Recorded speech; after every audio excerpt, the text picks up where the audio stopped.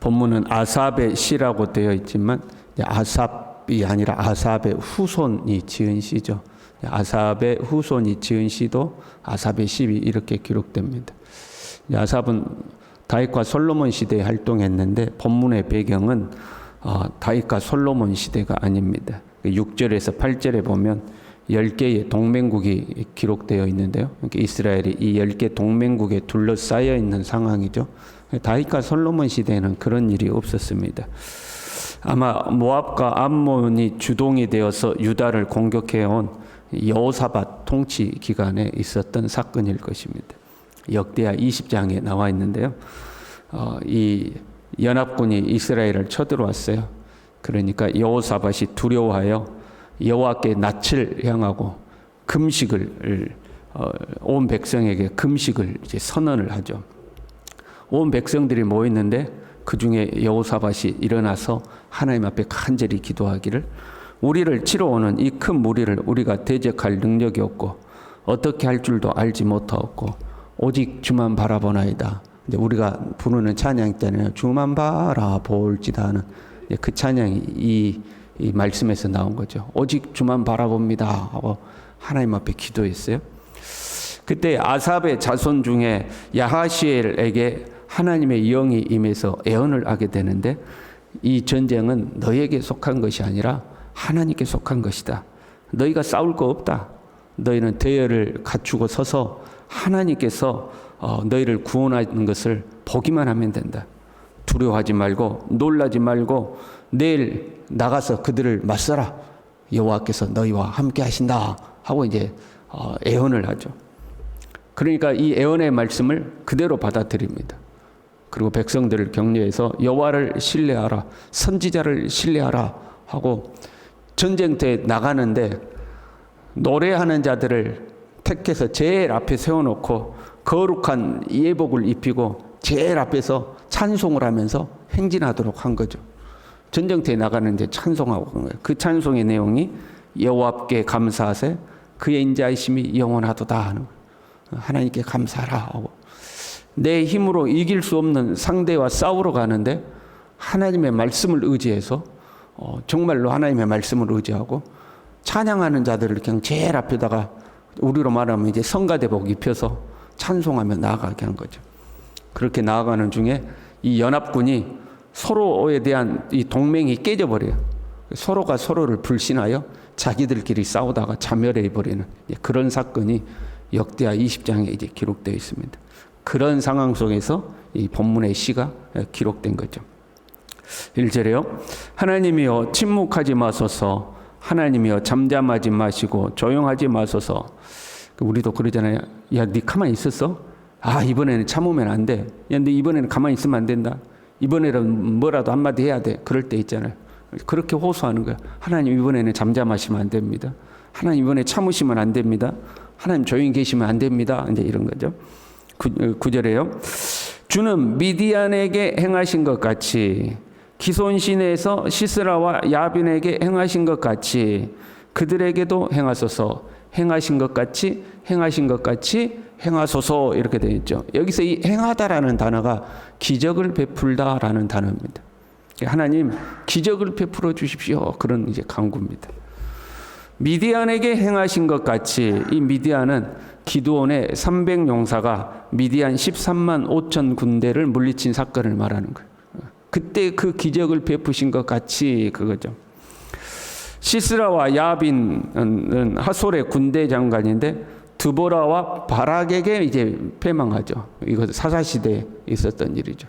이길 수 없는 전쟁을 이 또한 이기게 하죠. 그때 기적을 베푸셨던 것처럼 하나님은 기적을 베풀어 주십시오 하는 거죠.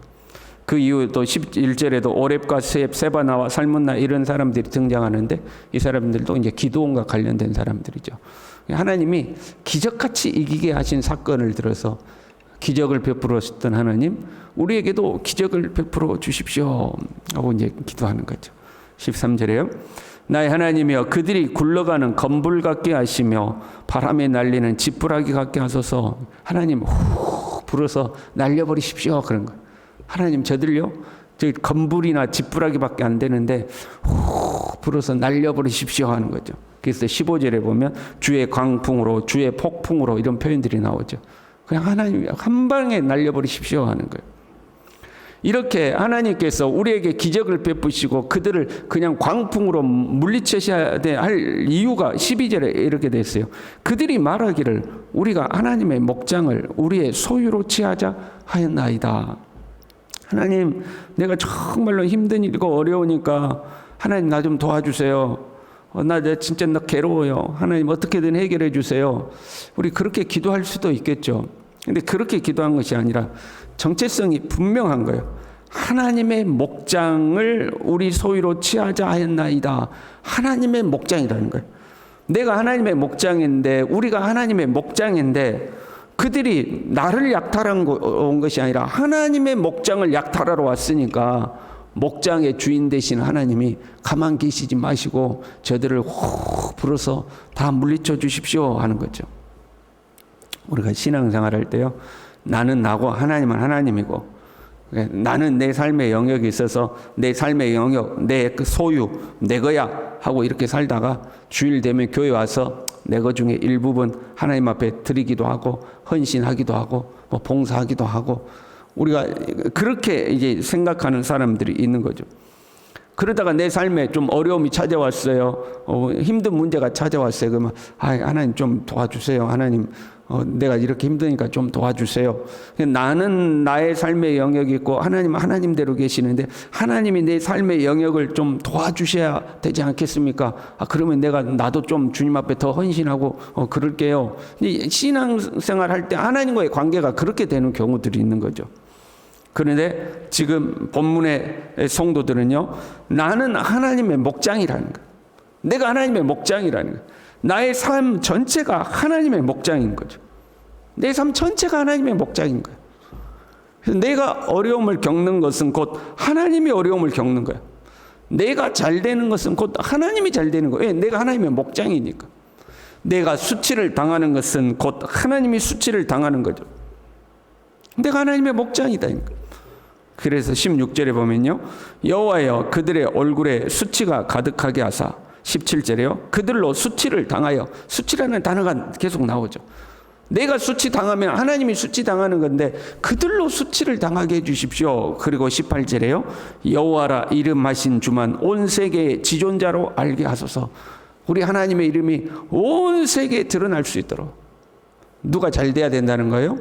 내가 잘 돼야 된다는 거죠. 내가 잘 되는 것이, 내가 승리하는 것이 하나님의 이름을 온 세계에 지존자로 드러내는 일이니까. 그래서 하나님의 목장된 나를 하나님 구원하시고 하나님의 목장된 나에게 기적을 베풀어 주십시오 하는 거죠. 하나님 앞에서 자기 정체성이 확고한 거예요. 나는 내 삶의 영역이 있어서 신앙생활 이렇게 내 삶을 살다가 그래도 신앙생활에 내 시간도 조금 드리고 내 물질도 조금 드리고 내 재능도 조금 들여서 봉사하고, 그러면 하나님이 내 삶의 영역을 어떻게 좀 더 잘 해줄까 이렇게 생각하는 게 아니라 내 삶 영역 전체가 하나님의 목장입니다. 내가 잘 되는 것이 하나님의 목장이 잘 되는 것이고, 내가 수치를 당하는 것이 곧 목장 주인 되시는 하나님이 수치를 당하는 것입니다. 이 정체성을 분명히 하고 주님의 목장을 구원해 주십시오라고 지금 호소하고 있는 거죠. 오늘날 우리도요, 전쟁 중에 있어요. 우리가 간혹 잊어버리죠. 우리는 영적인 전쟁 중에 있죠. 우리도 그렇잖아요. 현실적으로 이 대한민국이라는 국가도 북한과 휴전 중에 있죠. 전쟁이 끝난 건 아니잖아요. 휴전 중에 있는데 우리 잊어버리고 무감각하게 살죠. 북한은 북한이고 우리는 우리고, 북한이 간혹 가다가 미사일 쏘면 아이고 저것들 왜 저러냐, 우리 그렇게 이제 무감각하게 넘어가잖아요. 그런 것처럼 우리는 영적인 전쟁 중인데 우리가 이 영적 전쟁이라는 것을 잊어버리고 무감각하게 살 때가 있죠. 그러나 우리가 무감각한다고 원수도 무감각하겠냐, 아이고 너가 그렇게 영적 전쟁 뭐 그런 생각 없으니까 우리도 좀 신난다, 그런 건 아니잖아요. 마귀는 어떻게 해서든지 우리를 넘어뜨리려고 하죠. 그리고 그 원수가 오는 것은 도적질하고 죽이고 멸망시키려는 것뿐이요 그랬어요. 마귀는 어떻게든 우리의 것을 도둑질해 간다는 거죠. 우리를 멸망시키려고 한다는 거죠. 마치 본문에 나오는 대적들이 우리가 하나님의 목장을 우리의 소유로 취하자 하는 것처럼 우리에게 있는 하나님의 것들을 다 빼앗아가려고 하는 거죠. 우리가 정신을 차리고 그들을 맞서 싸울 수 있어야 되죠.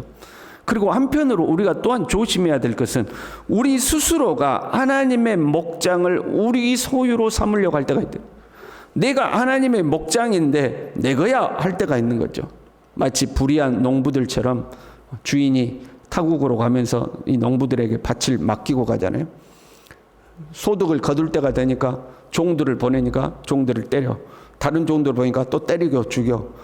그러면 내 아들을 보내면 존중하리라 하고 아들을 보냈더니 이 농부들이 보고 제가 상속자 아니냐. 쟤만 죽으면 이 밭이 우리 것이 될 것이다 하고 아들을 죽이잖아요.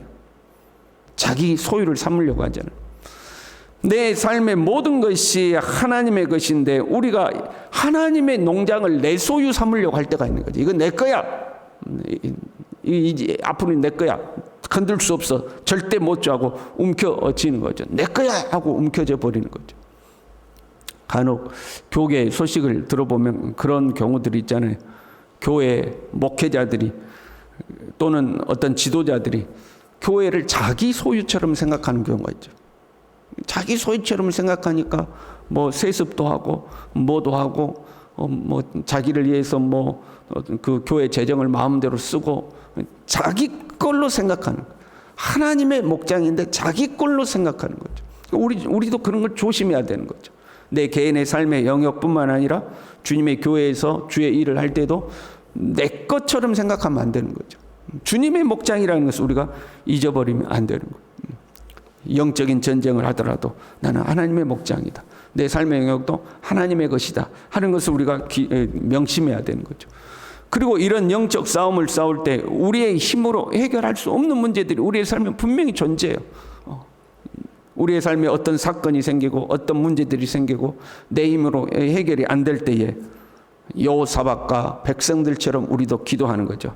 주만 바라보나이다. 주만 바라보나이다 하고 기도하는 거죠. 그렇게 돼 있어요. 주만 바라보나이다 하고 유다 모든 사람들이 그들의 아내와 자녀와 어린이와 더불어 여호와 앞에 섰더라. 온 가족 온 백성이 다 나와서 하나님 앞에 나와서 기도하는 거죠. 기적을 베풀어 주십시오. 오늘 본문의 말에 의하면 하나님 나에게 기적을 베풀어 주십시오. 주의 목장을 저들이 침공해 옵니다. 기적을 베풀어 주십시오 하고 하나님 앞에 기도하고 우리의 삶의 현장으로 나아갈 때는 거룩한 애복을 입고 찬송하며 여호와를 찬양하라 하고 주님의 인자하심을 찬양하며 나아가는 거죠. 오늘 하루도 우리가 이 주님을 의지하여 주님을 찬송하며 우리의 삶의 현장에 나아갈 수 있기를 바랍니다. 기도하겠습니다. 하나님 아버지, 나의 삶이 나의 모든 것이 하나님의 목장임을 나는 하나님의 통치 아래에 있는 하나님의 나라인 것을 명심하게 도와주시고 하나님의 것을 내 것으로 움켜쥐지 않도록 하나님 우리를 도와주시며 내가 잘 되는 것이 하나님의 영광을 드러내는 것이고 내가 잘 되는 것이 하나님의 나라가 확장되는 것이라는 이 신앙의 정체성을 가지고 우리 오늘도 믿음으로 살아가며 주님 의지하고 살아가며 주님 찬양하며 살아갈 수 있도록 우리 모두를 붙들어 주시옵소서. 예수님의 이름으로 기도 올리옵나이다. 아멘.